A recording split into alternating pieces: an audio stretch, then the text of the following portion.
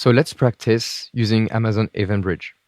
And for this, we're going to go into the EventBridge console, and then you have lots of options, but for now, we're just going to create an EventBridge rule. So let's create this rule, and the rule name is going to be called invoke lambda every hour. Now, if you click on schedule, you will see that there is a new capability of EventBridge called EventBridge Scheduler, and this is what we're going to use to create this lambda function scheduler. So we're going to go into another console, and this is a new thing. So it's called invoke lambda every hour, and then it's a one-time schedule. It's a recurring schedule, excuse me, and then it's going to be a rate-based, and we can say that we want every 1 hour to have our lambda function being invoked. Okay, then we can specify more options about time, and we won't do. Flexible time, we say off. So that's we happen to execute it exactly every 1 hour. Target API could be different targets. In this case, we're going to use AWS Lambda.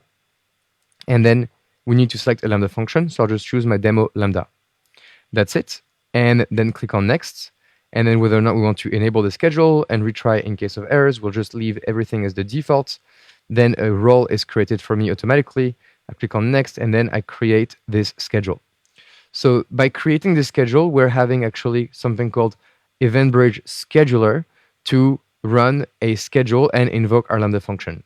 This used to be something that was part of EventBridge rules, but now has been separated, even though if you wanted to, you could create a rule, choose a schedule, and then instead of clicking on here, continue in EventBridge Schedule, you could just click on continue to create rule, and there you go. But it's not the recommended way, so I just showed you the better way with EventBridge Scheduler. So here with EventBridge Scheduler, my schedule is now created, and this is going to invoke my Lambda function every 1 hour. So it's quite nice, but what if you wanted to react to events happening within your accounts in EventBridge? So again, back into rules, we're going to create a rule. So let's call this rule send notification for login, and we'll make sure this rule is triggered whenever someone does a login into AWS. So we'll use a rule with an event pattern and click on next, and then we'll use AWS events in it.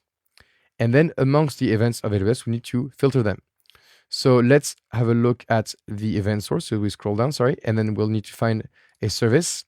And then we'll just type in console to find the AWS console sign-in. And then the event type will be sign-in events. So any user that signs in through the console will trigger this event pattern, which is amazing. And then for the targets, we can, for example, send this into an SNS topic, for example, my demo CCP topic, and this will ensure that events are sent as SNS notifications whenever someone logs in. So next, and then create rule, and we're good to go. So now someone logs into your account, you will receive an SNS notification, an email. One last I can do, for example, is EC2 instance terminate notification. So say you wanted to be notified anytime an EC2 instance was terminated for whatever reason. So again, we'll use a rule with an event pattern, and then we'll use AWS services, and then we'll use the EC2 service, and then we'll have a look at the EC2 instance state change notification.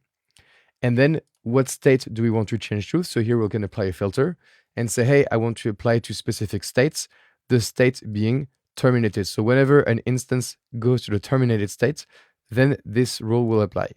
And here we'll apply to any instance. So as you can see, EventBridge is very powerful, and the event patterns can be quite complicated. So next, what do we want to invoke? For example, we can invoke, again, SNS topic and send a message into the demo CCP topic. So we have one more rule, and now you start to get an idea around the power of EventBridge. So we created 3 rules. Now, before we end this hands-on, you need to disable them, for example, or you need to just delete them, whatever you prefer. And lastly, as you can see, there can be different event bus, as I told you. I'm not going to go into it because it's too advanced for the CCP level, but you can send your own events into EventBridge, or you can have partners of AWS send events into EventBridge as well for you to react to them in real time. So that's it for this lecture. I hope you liked it, and I will see you in the next lecture.